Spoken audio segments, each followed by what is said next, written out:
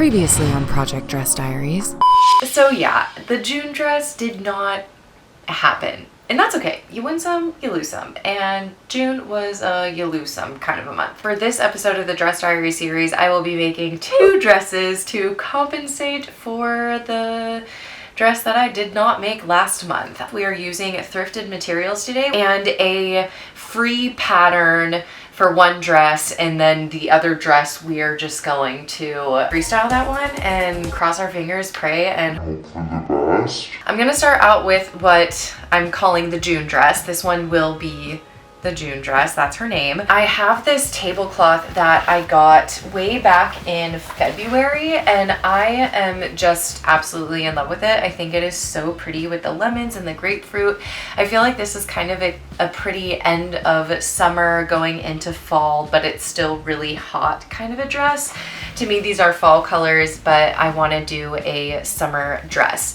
The dress pattern that I found was from Mood Fabrics. I will have it linked in the description for you guys. And if I can execute this properly, it's going to make me feel alive. For the July dress, I have, honestly, you might think this fabric is really ugly, but whatever, I don't care. I think it used to be a curtain, or I genuinely don't know. It's this brown net mesh fabric. For whatever reason, I am highly obsessed with it, and I want to make like a strapless maxi dress. I also have a old flat bed sheet that I'm going to be using to line this, and oh my god, this bed sheet is so soft. Pro tip, by the way.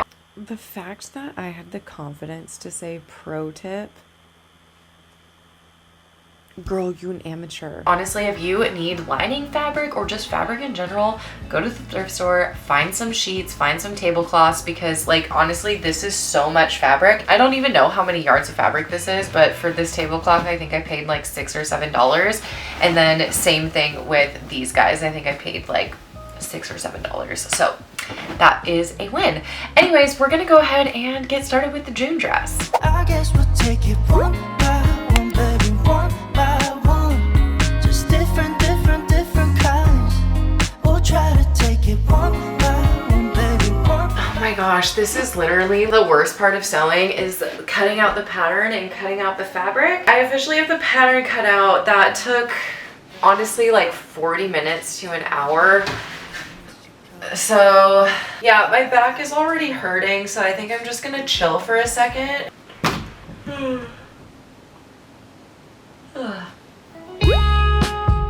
There's definitely some questionable stains on this, but it's a tablecloth, so like what did I expect?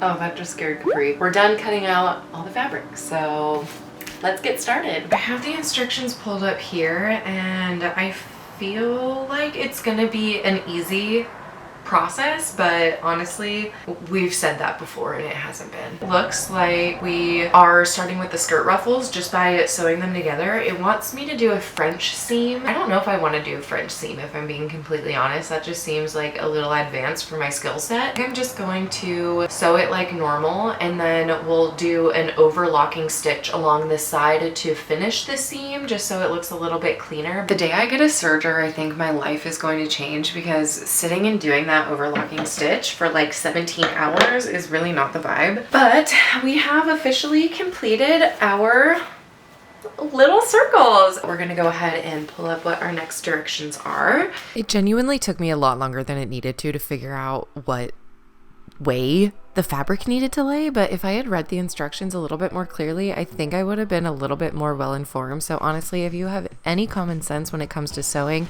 I don't think you'll have an issue figuring this out. Basically, those little mid sections that we connected, we put a ruffle at the top and bottom of them. Okay, we have it sewed together so we can like see how it looks. Oh my god, this is gonna be so beyond precious. I can't wait. All right, I am going to do the overlocking stitch on all of this. It's going to take 700 years, so I won't bore you with that, but I'll see you at the next step. A few things have happened since we have last chatted. I basically just hemmed the whole skirt. Halfway through finishing the edge, I ran out of thread and I actively chose to drive straight past Joann's, and somehow I ended up at Goodwill buying a bunch of bed sheets. So definitely hit that subscribe button because we have a lot more sewing content coming up, because apparently I am going to make an entirely new wardrobe out of old bed sheets. We're at the point now where it's time to start the back of the dress and the bodice. I went to sew the darts on the outer shell in the lining of the fabric and simultaneously confusing the heck out of myself. Oh my gosh, I'm actually like kind of nervous this is gonna be a little bit too small. No, I think this will fit. I'm just gonna sew the back and the front together. Wait, is that what I do right now?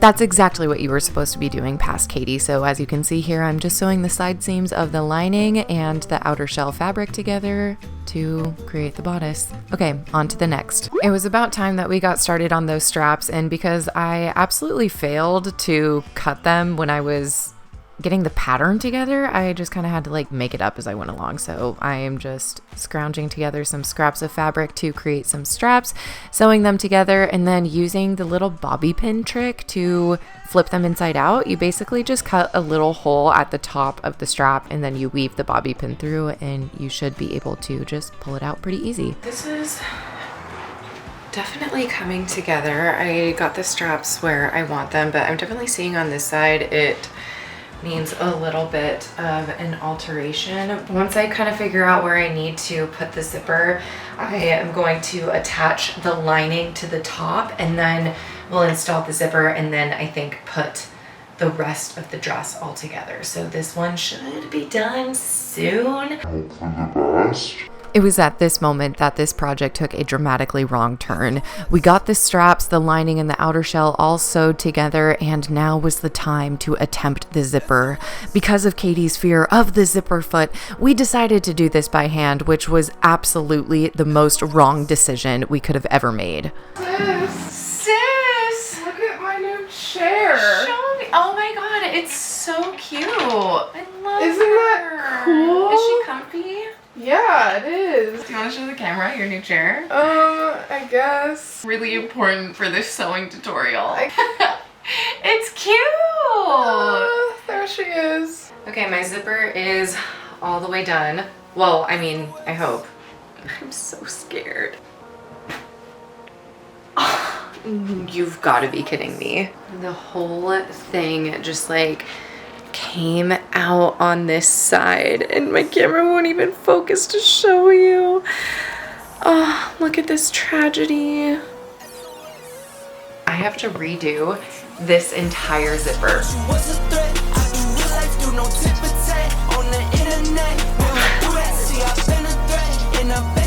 Alright, take 2 of this freaking zipper.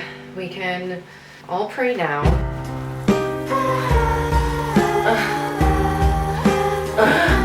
Over a good cry in the bathtub, Katie decided that after having wasted 4 hours on breaking 2 zippers, it was time for her to finally overcome her fear of sewing a zipper. Synthetic setting. Open the zipper and place it on the pressing surface with the back side up. I watched a 1 minute and 37 second tutorial, so I feel pretty confident in knowing what I'm doing at this point. I literally don't know why this is so scary to me. I'm hoping and crossing and praying that it will fit better, and also that I'm not gonna break this zipper. I'm stalling a little bit. I'm going on a full-on ramble because I am really afraid to get started on this, but my sewing machine is set up, my zipper's in place, I got the zipper foot on, like we're good to go. Okay, just do it, Katie. Just do it. Just do it. It's gonna be fine. Katie. Katie! Oh, that zips so good. I literally can't believe I just did a zipper. I need a second to appreciate myself. Oh my god, we're gonna finish this dress today. Thank gosh. I will say, I think I do need to take it in a little bit right here. All right, I just made a little chalk mark where I'm gonna take it in. Oh my God, and then we can finally attach the skirt to this. Oh, we're literally gonna be done in like an hour with this dress, and I actually can't even believe it. I'm gonna dance, dance, dance, dance, dance, dance. I'm gonna dance, dance, dance, dance, dance, dance. I'm gonna dance, dance, dance like nobody's watching. I'm feeling unusually professional right now, and we're gonna make a mock-up. A mock-up. I don't know the first thing about pattern making, but what I do know is I wanted the top of the dress to be like a rectangle, so I more or less cut out that shape, ran the sides through the sewing machine, adjusted where I would need darts, sewed those, and then took apart my mock-up and recut it out on a different piece of paper so that, wait, that's not paper, that's fabric. It's muslin fabric. All right, our mock-up is cut out. We're gonna give it a little quick basting stitch and see how it actually looks. I think the only spot we really need to adjust is right there. But aside from that, I think we're ready to cut out our fabric. Because I'm using a mesh fabric, I cut out 2 pieces of lining and immediately attached 1 layer of lining to the mesh, and I did an overlocking stitch along the edge so that nothing would fray, because this is a little bit more of a challenging fabric to work with. I am going to attach the lining to the shell. Is it the shell or the shelf? What's the difference between the shell and the shelf? One thing that I do want to add, I have this like really pretty lace, this little top scallop detail I feel like would be really pretty. I love it. Oh, should I put this lace somewhere else too? I don't know, we'll figure that part out later, but we have the top done. Okay, this project is coming together, so I'm not gonna say it. I'm not gonna say it because I said it last time and it didn't. Oh my gosh, you guys, we are in the home stretch for this dress, and I am honestly so excited to get this done with. I wanted to keep the skirt as simple as possible for this dress, so I just went with an A-line type skirt, and I basically just cut out a big triangle of the mesh fabric and my lining fabric as well. I did just an overlocking stitch on the mesh to sew the 2 sides together. And then I just did a regular stitch along the lining fabric. And I also decided I wanted to add more of the little lace trim to the bottom of my little rectangle bodice. So I pinned that in, pinned the skirt to the dress, sewed it all together, and... Oh my gosh, I am in love with this. She's just like a simple little moment, but I'm super here for it. I'm going to get this zipper in. We're gonna do one more try on. If I need to make any alterations, we're just gonna bust them out and pray for the best. Okay, here we go.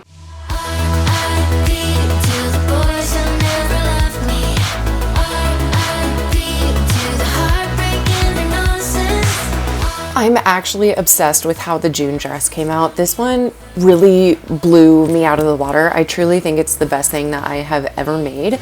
This pattern was amazing. I highly recommend, and it's free, and I have it linked for you in the description. So if you want to make this dress, girl, you absolutely should, because I'm literally obsessed. I can't wait to wear this.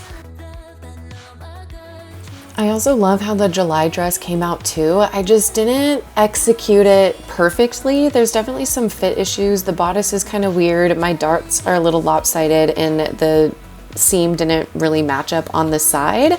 My skill set isn't quite there with sewing yet, but eventually I will get there. And for doing this completely from scratch with no pattern, I have to say I am pretty proud of myself. I can definitely also see myself remaking this dress when I get a little bit more tools in my tool belt, because I have so much extra fabric. So yeah, I'm gonna say that June and July were an absolute win. And until next time, bye friends.